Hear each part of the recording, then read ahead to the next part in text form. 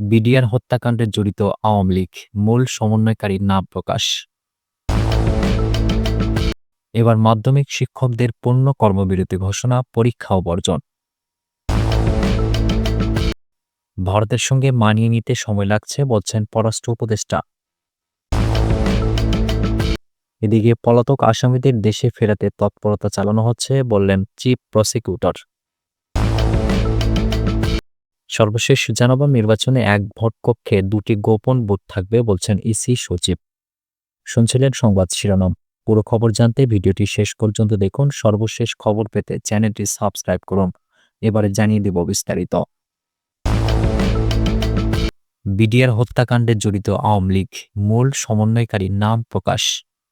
BDR হত্যাকাণ্ডে বহিঃশক্তির সরাসরি সম্পৃক্ততা ও তৎকালীন ক্ষমতাসীন দল আওয়ামী লীগের সরাসরি জড়িত থাকার শক্তিশালী প্রমাণ মিলেছে।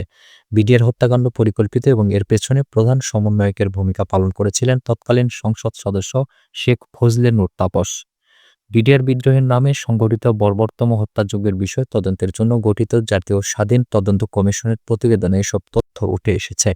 রোববার জাতীয় স্বাধীন তদন্ত কমিশন অন্তর্বর্তী সরকারের প্রধান উপদেষ্টা অধ্যাপক মোহাম্মদ ইউনূসের কাছে তাদের প্রতিবেদন জমা দিয়েছে। কমিশনের প্রধান মেজর জেনারেল অবসরপ্রাপ্ত আলম ফজলুর রহমান ও অন্য সদস্যরা রাষ্ট্রীয় অতিথি ভবন যমুনায় প্রধান উপদেষ্টার কাছে প্রতিবেদন জমা দেন। রাতে প্রধান উপদেষ্টার উপ প্রেস সচিব আবুল কালাম আজাদ মজুমদার এসব তথ্য জানান। কমিশন প্রধান ফজলুর রহমান বলেন, তদন্ত কাজ সুষ্ঠু, নিরপেক্ষ ও ত্রুটিমুক্ত করার স্বার্থে সর্বোচ্চ পেশাদারিত্ব বজায় রাখা হয়েছে। তিনি বলেন, আমরা যখন কাজ শুরু করি তখন 16 বছর আগের এই ঘটনার বহু আলামত ধ্বংস হয়ে গেছে। এই ঘটনার সঙ্গে সম্পৃক্ত অনেকে বিদেশে চলে গেছেন। তিনি আরো বলেন, আমরা 2টি প্রক্রিয়ার মধ্য দিয়ে গেছি। সাক্ষীদের ডাকলাম, কারো 8 ঘন্টা পর্যন্ত বক্তব্য শুনেছি আমরা যতক্ষণ তিনি বলতে চেয়েছেন। যারা তদন্তে জড়িত ছিল তাদের সঙ্গে কথা বলেছি, তাদের তদন্তের রিপোর্ট কালেক্ট করেছি, অন্যান্য এলিমেন্ট কালেক্ট করেছি। কমিশন প্রধান বলেন, এই তদন্তের মাধ্যমে বিডিআর হত্যাকাণ্ড নিয়ে জনমনে থাকা প্রতিটি প্রশ্নের উত্তর খোঁজা হয়েছে। উদ্ঘাটনের চেষ্টা করা হয়েছে কার কি ভূমিকা ছিল, কেন সেনাবাহিনী দাঁড়িয়ে থাকলো, অ্যাকশন নিল না। তিনি বলেন, তদন্তে বিডিআর হত্যাকাণ্ডে বহিঃশক্তির সরাসরি সম্পৃক্ততা ও তৎকালীন ক্ষমতাসীন দল আওয়ামী লীগের সরাসরি জড়িত থাকার শক্তিশালী প্রমাণ মিলেছে। এ সময় কমিশনের ফাইন্ডিংস সম্পর্কে জাহাঙ্গীর কবির তালুকদার বলেন, এই ঘটনা কিছু বাহ্যিক ও প্রকৃত কারণ বের করেছে কমিশন।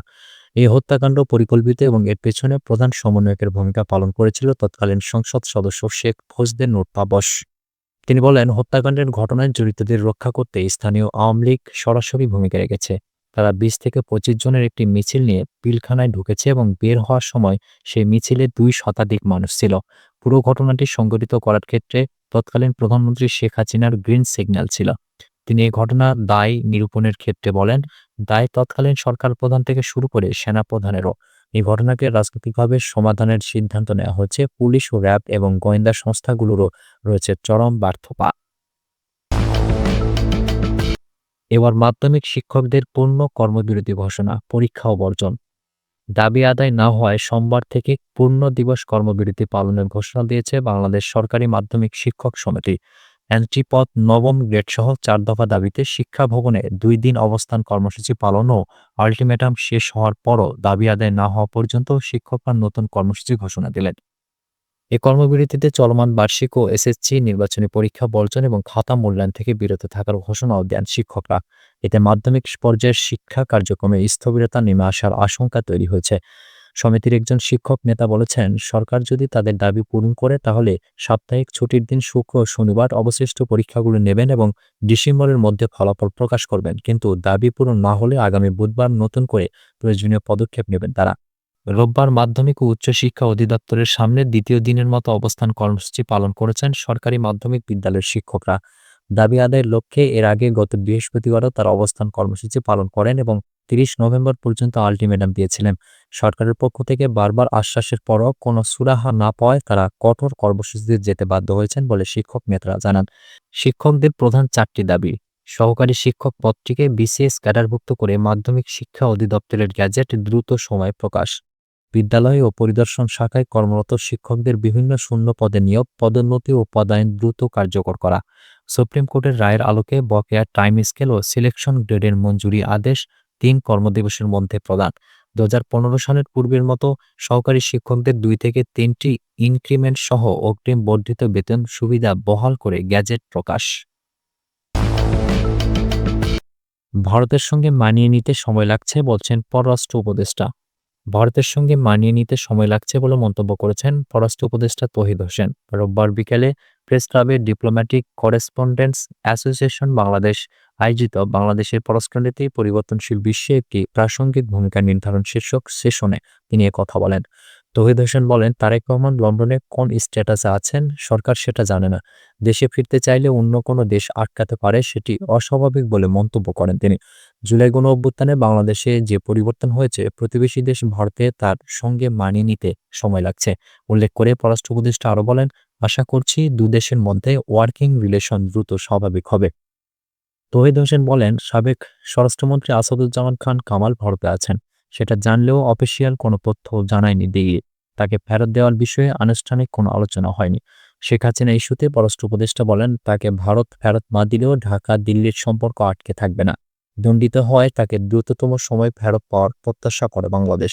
বিগত সরকারের সঙ্গে ভারতের সম্পর্কের উদাহরণ দিয়ে তিনি বলেন, উষ্ণ সম্পর্ক ছিল ভারতের সঙ্গে।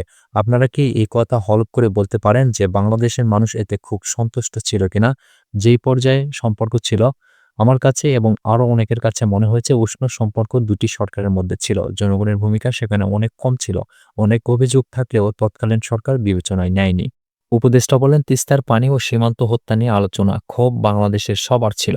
ভারতের সঙ্গে উষ্ণ সম্পর্কের যে সরকার ছিল 15 বছর, তারা এই দুটোর একটিরও কি কোনো সমাধান করতে পেরেছে? অর্থাৎ এই বাহ্যিক উষ্ণতা কোনো বিষয় না। বিষয় হচ্ছে আমাদের স্বার্থ উদ্ধার হচ্ছিল কিনা, হচ্ছিল না স্পষ্টতই। কাজেই ভারতের সঙ্গে সুসম্পর্ক ছিল এটা আমি বলতে চাই না।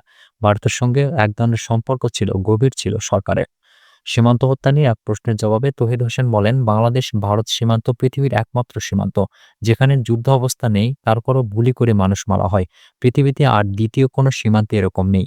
এটার কোনো সমাধান আমি আপাতত দেখতে পাচ্ছি না। সীমান্ত হত্যা হচ্ছে, আমরা নিন্দা করতে পারি, প্রতিবাদ করতে পারি, করে যাচ্ছি।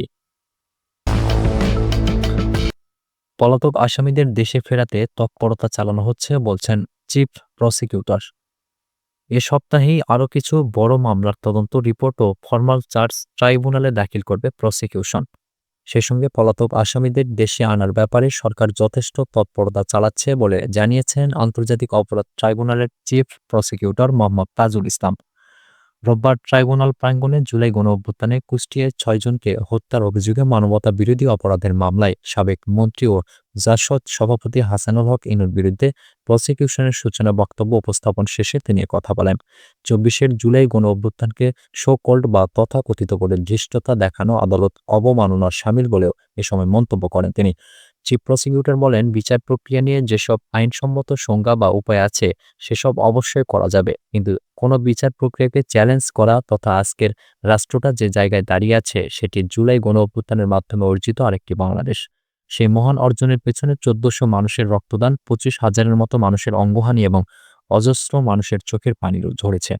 সেই মহান অভ্যুত্থান বা বিপ্লবকে সো কল্ড বলা ধৃষ্টতা, এটা আদালত অবমাননা, এটা রাষ্ট্রদ্রোহিতা। এ ধরনের কথা আদালতে বলার অধিকার কোনো আসামিরই নেই। নির্বাচনে এক ভোটকক্ষে 2টি গোপন বুথ থাকবে বলছেন ইসি সচিব। নির্বাচন কমিশনের সচিব আক্তার আহমেদ বলেছেন, ত্রয়োদশ জাতীয় সংসদ নির্বাচন ও গণভোটের তফসিল ঘোষণার আগে সার্বিক কাজের সমন্বয় নিয়োগ পরিকল্পনা নিয়ে সংশ্লিষ্ট 34 মন্ত্রণালয়ের সচিব ও বিভাগের প্রধানদের সঙ্গে আরেক দফা বৈঠক করেছে কমিশন।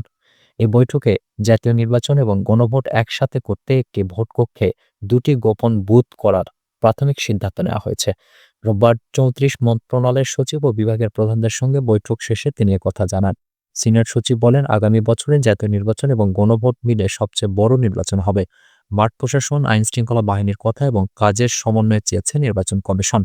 তিনি বলেন, যারা নির্বাচনকালীন দায়িত্ব পালন করবেন তাদের ভাতা বাড়ানো হয়েছে, যাতে করে স্থানীয় রাজনৈতিক কোনো ব্যক্তির আতিথেয়তা তারা গ্রহণ না করেন। ভোট দেওয়ার জন্য এখন পর্যন্ত 1 লাখের মতো প্রবাসী ভোটার নিবন্ধন করেছেন জানিয়ে আক্তার আহমেদ বলেন, মক ভোটিংয়ের ফলাফল থেকে কমিশন মনে করে ভোট কেন্দ্র কিংবা ভোটকক্ষ বাড়ানোর প্রয়োজন নেই, শুধুমাত্র গোপন কক্ষ বাড়ালেই হবে। এছাড়া আইনশৃঙ্খলা পরিস্থিতি ঠিক আছে এবং বিচ্ছিন্ন কিছু ঘটনা থাকবেই বলেও মন্তব্য করেন তিনি।